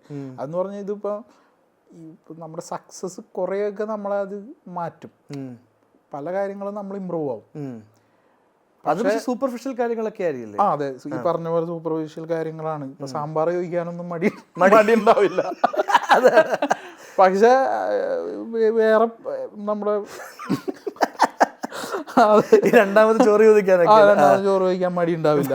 കാരണം അത് നമ്മൾ ഇൻഡിപെൻഡന്റ് ആയി എന്നുള്ളൊരു, ഇപ്പൊ ഞാൻ വേറെ ആരോട് സംസാരിച്ചപ്പോൾ ഞാൻ പറഞ്ഞു എനിക്കിപ്പോൾ അങ്ങനത്തെ പ്രശ്നങ്ങളൊന്നുമില്ല. ഇപ്പോൾ ആൾക്കാരോട് സംസാരിക്കാനോ പ്രശ്നങ്ങളോ, അത് നിങ്ങൾ ഫിനാൻഷ്യലി ഇൻഡിപെൻഡൻ്റ് ആയി ആ ഒരു ഇൻഡിപെൻഡൻസ് നിങ്ങൾക്ക് കുറച്ച് ധൈര്യം തരും. അങ്ങനെ അല്ലെങ്കിൽ പിന്നെ എക്സ്പോഷർ, നമുക്ക് പല കാര്യങ്ങളോടുള്ള എക്സ്പോഷർ നമ്മളെ മാറ്റും. എനിക്ക് മൈക്കിൽ സംസാരിക്കാൻ എനിക്ക് ഭയങ്കര പ്രശ്നമായിരുന്നു. കാരണം ഇത് മൈക്ക് നമ്മൾ കേൾക്കുക, നമ്മുടെ സൗണ്ട് ഇങ്ങനെ കേൾക്കുമല്ലോ, ഇതെനിക്ക് ഭയങ്കര പ്രശ്നമായിരുന്നു. എന്തോ ഒരു ഫോറിൻ സാധനം കേൾക്കുന്ന പോലെയാണ് നമ്മൾ. അപ്പോൾ അതുകൊണ്ട് ഞാൻ ഈ സൂപ്പർ സ്റ്റാറിൻ്റെ ഷൂട്ടിങ്ങിൽ വരെ എനിക്ക് ക്രൗഡ് വരുമ്പോൾ മൈക്ക് ഉപയോഗിക്കണം. അപ്പം ഞാൻ അസോസിയേറ്റിൻ്റെ അടുത്ത് കൊടുത്തിട്ടാണ് ആക്ഷൻ വിളിപ്പിക്കുന്നത്. പിന്നെ അത് മാറി, അടുത്ത പാടത്തിപ്പ് കഴിഞ്ഞപ്പോൾ ഞാൻ മൈക്ക് ഉപയോഗിക്കാൻ തുടങ്ങി. അപ്പോൾ ഈ അതിനോട് എക്സ്പോസ്ഡ് ആയി തുടങ്ങിക്കഴിഞ്ഞാൽ ചിലപ്പോൾ ചില കാര്യങ്ങളൊക്കെ മാറി. പിന്നെ ഞാൻ ആദ്യം അറ്റൻഡ് ചെയ്ത ഇൻ്റർവ്യൂ പോലെ അല്ല പിന്നീട് അതിനെ കുറച്ചും കൂടി മര്യാദക്ക് സംസാരിക്കാൻ തുടങ്ങി. ആദ്യം ഭയങ്കര പേടിയായിരുന്നു. അങ്ങനെയുള്ള കുറെ കാര്യങ്ങളിലൊക്കെ വ്യത്യാസം വരും എന്നല്ലാതെ കണ്ട് ബേസിക് ഇൻസെക്യൂരിറ്റീസ് ഒക്കെ പല സ്ഥലങ്ങളിലും നമുക്ക് തലപൊക്കും. പല പല സാഹചര്യങ്ങളിലും അതിനോട് ഡയറക്റ്റ് ബന്ധമില്ലാത്ത എന്തെങ്കിലും വന്നാൽ തന്നെയും നമ്മൾ ഭയങ്കരമായിട്ട് എഫക്റ്റ് ആവും പരിപാടികളൊക്കെ ഉണ്ട്. അതൊക്കെ എത്ര ഹിറ്റ് ആയി കഴിഞ്ഞാലും അത് മാറും എനിക്ക് തോന്നണില്ല. ഓക്കെ. പിന്നെ സിനിമയുടെ കാര്യത്തിലൊക്കെ നമുക്കിപ്പോൾ കോൺഫിഡൻസ് ഒക്കെ വരും കേട്ടോ. ഇപ്പോൾ ഒരു സീൻ ചെയ്യാന്നൊക്കെ പറഞ്ഞു കഴിഞ്ഞാൽ നമുക്കിപ്പോൾ അതിനെക്കുറിച്ച് ഭയങ്കരമായിട്ട് വറിയൊന്നും ചെയ്യണ്ട. ഇപ്പോൾ നാളെ ഇന്ന സീൻ എടുക്കുക, കുഴപ്പമില്ല നമുക്ക് എടുക്കാം എന്നൊക്കെയുള്ള വെപ്രാളവും കാര്യങ്ങളും ക്രൗഡ് ഹാൻഡിൽ ചെയ്യാനുള്ള പ്രശ്നം അതൊക്കെ മാറി. ക്രൗഡ് അതൊക്കെ വലിയ കുഴപ്പമൊന്നുമില്ല, അതൊക്കെ ഓക്കെയാണ്. ഇനിയിപ്പോൾ എനിക്ക് പറ്റിയില്ലെങ്കിൽ തന്നെ അവിടെ ഹാൻഡിൽ ചെയ്യാൻ ആൾക്കാരുണ്ട് എന്നൊക്കെയുള്ള സംഭവങ്ങളുണ്ട്. അങ്ങനെയൊക്കെ കുറേ കാര്യങ്ങളൊക്കെ മാറിയിട്ടുണ്ട്. പക്ഷേ എവിടെയോ ഡീപ്പ് ഡൗൺ എവിടെയൊക്കെയോ ഇത് കുറച്ച് ചോദിക്കുമ്പോൾ കുറച്ച് ഫണ്ണി ആയിട്ട് തോന്നും. പക്ഷേ ഈ റിയൽ ലൈഫിൽ നിന്ന് തന്നെ നമ്മൾ ഇത്രയും റിയൽ ലൈഫിൽ തന്നെ കണ്ട കാര്യങ്ങളൊക്കെ എടുത്ത് ഇത്രയും ബ്യൂട്ടിഫുള്ളായിട്ട് റീക്രിയേറ്റ് ചെയ്യുന്ന ഒരാൾക്ക് നമ്മുടെ ആ ഒരു മെമ്മറീസിൻ്റെ സ്റ്റോക്കോ അല്ലെങ്കിൽ നമ്മുടെ ബ്യൂട്ടിഫുള്ളായിട്ടുള്ള ഓവറോളായിട്ട് ഒരു ഇൻറ്റൻസ് കാര്യം നമ്മൾ നോട്ടീസ് ചെയ്യുമ്പോഴാണ് നമ്മൾ ഓർമ്മയിൽ നിൽക്കണേ. ആ ബ്യൂട്ടിഫുൾ ആയിട്ടുള്ള മെമ്മറീസിൻ്റെ അല്ലെങ്കിൽ ഇമ്പോർട്ടൻ്റ് ആയിട്ടുള്ള മെമ്മറീസിൻ്റെ സ്റ്റോക്ക് തീരുന്നോ, അല്ലെങ്കിൽ നമ്മൾ കണ്ടതൊക്കെ തീർന്നു, ഇനി പുതിയത് കണ്ടാലേ നമുക്ക് പുതിയ സിനിമ ഉണ്ടാക്കാൻ പറ്റുമോ, അങ്ങനത്തെ ഡൗട്ട്സ് ഉണ്ടോ? ഉണ്ട്. ആണോ? പിന്നെ അത് എനിക്കറിയില്ല. അത് നമ്മുടെ ലൈഫ് മാറുകയാണല്ലോ. നമ്മളിപ്പോൾ ഒരു സിനിമയുടെ ആള് അപ്പോൾ നമ്മൾ കാണുന്ന ആൾക്കാരൊക്കെ സിനിമയായിട്ട് ബന്ധപ്പെട്ട ആൾക്കാരായിരിക്കും കൂടുതലും കാണുന്നത്, സംസാരിക്കുന്നത് അതുപോലത്തെ ടോപ്പിക്കുകളായിരിക്കും, അതുപോലത്തെ സ്ഥലങ്ങളിലായിരിക്കും പോകുന്നത്. അപ്പോൾ നമ്മൾ ഓട്ടോമാറ്റിക്കലി നമുക്ക് പിന്നീട് നമുക്ക് നമ്മുടെ ആ റോ അനുഭവങ്ങളൊക്കെ കുറഞ്ഞു തുടങ്ങും. അങ്ങനെയുള്ള സംഭവം 1-2 പടങ്ങൾക്കൊക്കെ നമുക്ക് ഉണ്ടാവും. പിന്നെ ഈ പറഞ്ഞ പോലെ എല്ലാം നമ്മൾ ഈ കണ്ട സാധനങ്ങൾ റെപ്ലിക്കേറ്റ് ചെയ്യല്ല ചെയ്യണത്. അത് മറ്റൊന്നിനെ ഇൻസ്പയറേ ചെയ്യുന്നുള്ളൂ. അത് വേറെ തന്നെ ഒരു പുതിയ കാര്യമായിട്ട് വരും. അപ്പോൾ എന്തെങ്കിലും ഒരു സാധനം തന്നെ പല കാര്യങ്ങളെയും നമുക്ക് ഇൻസ്പയർ ചെയ്യിപ്പിക്കാം എന്ന് പറഞ്ഞ പോലെ. അപ്പം എന്തെങ്കിലുമൊക്കെ എവിടെയെങ്കിലുമൊക്കെ ഇപ്പോഴും നമ്മൾ ആ ഒരു എന്താ പറയുക, നമ്മുടെ ആ ഒരു കൗമാര കാലഘട്ടം ആണ് ഭയങ്കരമായിട്ട് നമുക്ക് ഫീൽ ചെയ്തിട്ടുള്ളതും നമുക്ക് കിട്ടിയിട്ടുള്ള ഡാർക്കായാലും നല്ലതായിട്ടുള്ള മെമ്മറീസ് ഒക്കെ ഭയങ്കര വിവിഡായിട്ട് നിൽക്കുന്ന സാധനം അവിടെ നിന്നൊക്കെയാണ് നമ്മൾ കൂടുതലായിട്ടും ഡ്രോ ചെയ്യണത്. അതൊക്കെ ചിലപ്പോൾ ഈ പറഞ്ഞ പോലെ ഒക്കെ തീർന്നു പോവാം. പിന്നെ എന്തെങ്കിലുമൊക്കെ പുതിയ ഇതൊക്കെ എല്ലാ ആർട്ടിസ്റ്റും പറഞ്ഞ ഒരു ലൈഫ് ഒരു കംഫർട്ട് ആയി കഴിഞ്ഞാൽ പിന്നെ നമുക്ക് തിരിച്ച് അതൊക്കെ തന്നെ വരുമോ എന്നുള്ള പുതിയ സാധനങ്ങൾ കിട്ടുമോ എന്നുള്ള അത് അങ്ങനെ ചിന്തിക്കാറുണ്ട്. ഫൈനലി ഗിരീഷിന്റെ ഈ 5 സിനിമ എടുത്ത് നിൽക്കുന്ന സമയത്ത് ഗിരീഷിന് തന്നെ സിനിമകളിൽ തന്നെ ഏറ്റവും ഫേവറേറ്റ് സീൻ ഏതാ ഗിരീഷിന്റെ? ഗിരീഷിന്റെ സിനിമ തന്നെ കണ്ട് റിലാക്സ് ചെയ്യാൻ പറ്റാറുണ്ടോ? എപ്പോഴും പറ്റാറില്ല. അത് കാണുമ്പോൾ തന്നെ നമുക്ക് ഭയങ്കരമായിട്ട് ഈ പറഞ്ഞ പോലെ ക്രിഞ്ച് എന്ന് പറഞ്ഞാൽ ആ അർത്ഥത്തിൽ ക്രിഞ്ചല്ല, നമ്മൾ ഇതിങ്ങനെ വേറെ രീതിയിൽ ചെയ്യായിരുന്നു, ഇതെന്താ 2 മണിക്കൂർ കൂടി കിട്ടിയിരുന്നെങ്കിൽ അങ്ങനെയല്ല. അങ്ങനത്തെ ലോജിസ്റ്റിക് അല്ല, അല്ലാത്ത തന്നെ ഇപ്പൊ എഴുതുക കുറച്ചും കൂടി ബെറ്റർ ആയിട്ട് എഴുതായിരുന്നല്ല ദൈവം, ഇത് കണ്ടിരിക്കാൻ പറ്റുന്നില്ലല്ലോ എന്നുള്ള സിനിമ ഏറ്റവും കൂടുതൽ തോന്നുന്നത് സൂപ്പർ ശരണ്യ. എന്റെ ഫേവറേറ്റ് സൂപ്പർ ശരണ്യ ആണോ?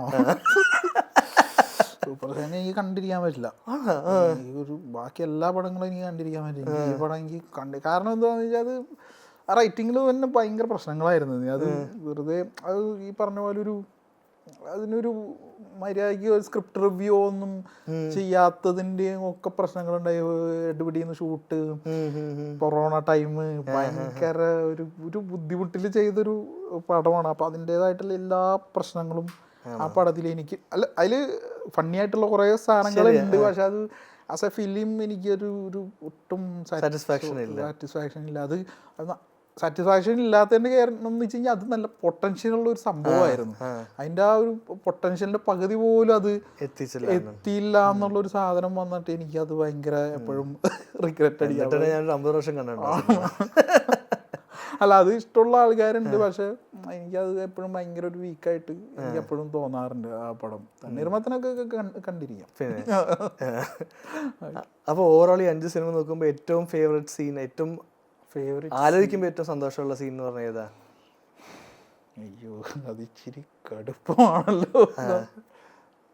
എനിക്ക് തോന്നണേ ഈ പ്രേമലുവിൻ്റെ ക്ലൈമാക്സ് കാറിലുള്ള ഫൈറ്റ് ആ പരിപാടിയാണെന്ന് തോന്നുന്നു. ഫൈറ്റല്ല, ഇവളാ പ്രണയം തുടർന്ന് പറയുന്നത്. എന്നാൽ ഇങ്ങനത്തെ ഒരു സിറ്റുവേഷൻ കൊല്ലാൻ പറഞ്ഞ സിറ്റുവേഷനിലാണെന്നുള്ളൊരു സാധനം അത് നമ്മൾ ചെയ്തെടുത്തതും ഒക്കെ ആലോചിക്കുമ്പോൾ അത് ഭയങ്കര ഫണ്ണല്ല, അത് ഒരു രസമുള്ള എല്ലാം കൂടി വന്ന ഒരു കോമഡി ഉണ്ട്, ടെൻഷൻ ഉണ്ട്, ലവ് ഉണ്ട്, എല്ലാം ഫീൽ ചെയ്യിപ്പിക്കുന്ന ഒരു സീൻ. അതെ അതെ അതെ അതെ. അങ്ങനെ നോക്കുമ്പോ എനിക്ക് പെട്ടെന്ന് ഓർമ്മ വരുന്നത് അങ്ങനെയാണ്. ഇനിയിപ്പോ ഒന്ന് ഇരുന്ന് ചിന്തിച്ചു കഴിഞ്ഞാൽ ചിലപ്പോ വേറെ സൂപ്പർ ഷെയറായിരിക്കും എന്തായാലും. അങ്ങനെ. Okay, thank you Girish, always a pleasure to talk to you. ഇനിയും അടുത്ത സിനിമയും ഇതുപോലെ തന്നെ ബ്ലോക്ക് ബസ്റ്റർ ആവട്ടെ എന്ന്. Thank you so much. Okay.